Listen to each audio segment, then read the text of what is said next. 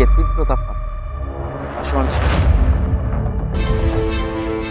আবহাওয়াবিদরা বলছেন, বাংলাদেশে প্রায় প্রতি বছরই এপ্রিল মাসে গড়ে সাধারণত 2-3টি মৃদু থেকে মাঝারি তাপপ্রবাহ ও 1 থেকে 2টি তীব্র থেকে অতি তীব্র তাপপ্রবাহ বয়ে যায়। তবে তারা আশঙ্কা করছেন, এবছরের তাপপ্রবাহের ব্যাপ্তিকাল বিগত বছরগুলোকেও ছাড়িয়ে যাবে। তাহলে কি এটা আমাদের কর্মফল? কথায় আছে, যেমন কর্ম তেমন ফল। আবার ওপর দিকে এটা প্রকৃতির অভিশাপ। আমরা কোনটার মধ্যে দিয়ে অতিক্রম করছি? আমরা ইতিহাসের পাতায় দেখলে অনেক ঘটনাই দেখতে পাই। তার ভিতরে ছোট্ট একটা ঘটনা দেখে আসি। সময়কাল 1719 সাল। একটা নাবিকের গল্প। 1719 খ্রিস্টাব্দ। বন্দর থেকে হাসিখুশিভাবে নাবিকরা সমুদ্র যাত্রায় রওনা দিলেও ফেরেননি হাসি মুখে। একটি অভিশাপ 200 নাবিকের প্রাণ কেড়ে নিতে বাধ্য করেছে। সমুদ্র যাত্রায় রওনা দিয়ে তারা একটি ঝড়ের কবলে পড়ে এবং তাদের জাহাজটিকে অ্যান্টার্কটিকার দক্ষিণে কুয়াশা এবং বরফাচ্ছন্ন দ্বীপের ভিতরে নিতে বাধ্য হয়। ঠিক এমনই সময় তাদের কাছে ঈশ্বরের দূত হিসেবে আসে কালো রঙের অ্যালবাট্রোস পাখি। কিন্তু একজন নাবিক ভুলক্রমে একটা পাখিকে হত্যা করে, যার ফলস্বরূপ 200 জন নাবিকের প্রাণ তাদের কিন্তু খোয়াতে হয়েছিল। তাদের অভিশাপ তাদেরকে শিক্ষা দিয়ে যায়। ইতিহাস থেকে আমরা জানতে পারি, প্রকৃতির অভিশাপ কখনোই পিছু ছাড়ে না। তাহলে কি বর্তমান এই তাপদাহের কারণে এটা আমাদের অভিশাপ? চলুন আমরা একটু ডিটেলসে বর্ণনা করি। কত জল্পনা কল্পনা এবং কিছু রিসার্চের পরে আমরা যেটা জানতে পেরেছি সেটাই আজ আপনাদের সামনে কথা বলতে যাচ্ছি। বাংলাদেশের তাপমাত্রা একটু বেড়ে গেলে আমরা সবাই সচেতন হই যে আমাদের গাছ লাগাতে হবে। কিন্তু আসলে কি গাছ দিয়ে আমাদের পরিবেশটাকে রক্ষা করা সম্ভব? নাকি আমাদের কর্মের জন্য আজকে এই অসহনশীল তাপমাত্রার মধ্যে আমরা? 1971 সালে বাংলাদেশ গঠনের পরে বাংলাদেশের নদীর সংখ্যা ছিল 1274। কিন্তু বর্তমানে কি সেই 1274টি নদী আছে? দীর্ঘ 50 বছরের ভিতরে 500রও বেশি নদী আজ মৃত, এবং বাকি যেগুলো নদীগুলো আছে সেগুলা মৃত প্রায়। কেন কথাগুলো বলছি, কেন নদীর সাথে তাপমাত্রার সম্পর্ক, সেটাই আপনাদের সামনে এখন তুলে ধরছি। ক্লাস 4 এবং 5 আমরা পড়েছিলাম ঋতুচক্রের একটি ঘটনা, যেখানে লেখা ছিল সূর্যের রোদে নদী নালা পুকুর থেকে বাষ্পীভূত হয়ে যে পানিগুলো বাষ্পীভূত হয়ে আকাশে উঠে যায়, সেগুলাই আকাশে মেঘ হয়ে জমে, এবং সেই মেঘ এক সময় ভারী হয়ে আমাদের মাঝে বৃষ্টি হয়ে ফিরে আসে। তবে বলবেন, এত গরম, এত বাষ্পীভূত পানি আকাশে উঠছে, বৃষ্টি কেন নামছে না? বাংলাদেশে বর্তমান নদীর সংখ্যা 700 একটু বেশি, কিন্তু এখন প্রশ্ন আছে, বাকি 500 নদী আজ কোথায়? এটা আমাদের কি কর্মফল? 50 বছরে আমরা 500টির বেশি নদীকে মৃত্যু প্রায় করতে বাধ্য হয়েছি। তার বাস্তব উদাহরণ বুড়িগঙ্গার দিকে দেখলেই আমরা দেখতে পাই।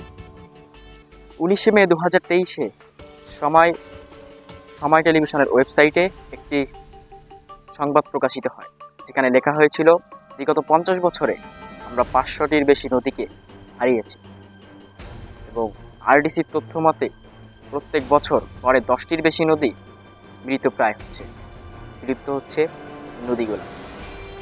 যদি কারণ হিসাবে দেখি, 1900 শতাব্দীর পরে ইন্ডাস্ট্রিয়াল রেভলিউশনের পর থেকে আমাদের বাংলাদেশে ইন্ডাস্ট্রিয়াল যে রেভলিউশন ঘটেছে, তার ফলে পানি দূষিত এবং ইন্ডাস্ট্রিয়াল বিভিন্ন বর্জ্য পানিতে পড়ায় পানি দূষিত হচ্ছে, বন্ধ হচ্ছে নদীর গতিপথ, এবং মৃত প্রায় হচ্ছে নদীগুলো। সময় টেলিভিশনের আরেকটি সংবাদে প্রকাশ করা হয়েছিল যে কেন এই নদীগুলা মৃতপ্রায় হচ্ছে। আরডিসির তথ্য মতে নদীর মৃত্যুর কারণ হিসেবে বর্ণনা করা হয় নদীর গতিপথ রোধ করা, অবৈধ দখল এবং আন্তঃসীমান্ত নদীগুলোর পানি অপসারণের কথা। তবে কেন আমরা এগুলো করছি? তাহলে কি আমরা সেই ম্যারিনারের ঘটনা থেকে সেই অভিশাপকে আমরা ডেকে আনছি? প্রকৃতির বুকে আঘাত করে কি আমরা সেই অভিশাপ আমাদের উপরে বর্তাচ্ছে? এখন দেখে আসি আমাদের বাংলাদেশে বৃষ্টিপাতের অবস্থা। 2023-এর জুন মাসের রিপোর্ট অনুযায়ী স্বাভাবিক বৃষ্টিপাতের চেয়ে 60% কম বৃষ্টিপাত হয়েছে বাংলাদেশে। তবে এই নদীর ভিতরে আর এই বৃষ্টির ভিতরে কি কারণ খুঁজে পেয়েছে? যদি সঠিক পরিমাণ পানি যদি বাষ্প হয়ে আকাশে না ওঠে, তাহলে বৃষ্টি কোথায় পাবো? এবং গ্রিন হাউস গ্যাস যদি আমরা প্রতিরোধ না করতে পারি, তাহলে তাপমাত্রা কিভাবে কমাবো? আপনি নিজেকে প্রশ্ন করুন, আপনি কি করছেন? তাহলে কি আমরা ধরে নিতে পারি প্রকৃতির একটি অবদানকে ধ্বংস করে আমরা প্রকৃতির অভিশাপের মুখে পড়েছি?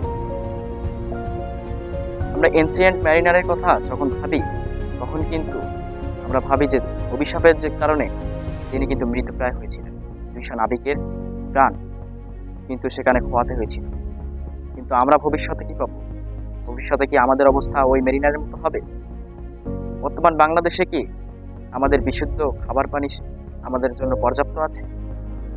যদি নদীর ব্যাপারে কথা বলতে যাই, তাহলে দেখা যাবে যে বাংলাদেশে প্রতি বছর 10টি করে নদী মৃতপ্রায় হচ্ছে। আগামী 10 বছরে আর 100টি নদী বিলুপ্ত হবে না, এটা কি আমরা বলতে পারি? আমরা আমাদের নিত্য প্রয়োজনীয় যে বর্জ্য আছে সেগুলো আমরা নদীতে ফেলছি, ফেলে গতিপথ রোধ করছি, নদীগুলোকে মৃতপ্রায় হতে বাধ্য করছি। আর প্রকৃতির বুকে আঘাত দিয়ে আমরা কি তার অভিশাপ থেকে বেঁচে থাকতে পারবো? এই তীব্র তাপদাহের ভিতরে আমরা কি আউতাস করলেই হবে, নাকি আমাদের পূর্ব পরিকল্পনা, পূর্ব কার্য সম্পর্কে একটু ভাবনা চিন্তা করুন, একটু ভাবুন, একটু নিজের কাজ সম্পর্কে অবগত হন, এবং কিসের জন্য আজ আপনারা এই বুকের মুখে সেটা সম্পর্কে জানেন। আশা করি আপনারা বুঝতে পারবেন কেন এত তীব্র তাপদাহ। যে ঘটনাগুলো বর্ণনা করলাম সে সম্পর্কে আমার জ্ঞান হয়তো অনেক সীমিত, আপনাদের জ্ঞান আরও বেশি। সুতরাং ভাবুন, করছেন সেটা সম্পর্কে অবগত হন, এবং আপনার ভবিষ্যৎ প্রজন্মের জন্য কিছু করতে পারেন এমন কিছু। নিজের স্বার্থ হাসিলের জন্য প্রকৃতির বুকে আঘাত দেবেন না। আজকের ভিডিও এই পর্যন্তই। দেখা হবে পরবর্তী কোনো টপিকের ভিডিও নিয়ে। আশা করি ততক্ষণ সুস্থ থাকবেন, ভালো থাকবেন। আসসালামু আলাইকুম।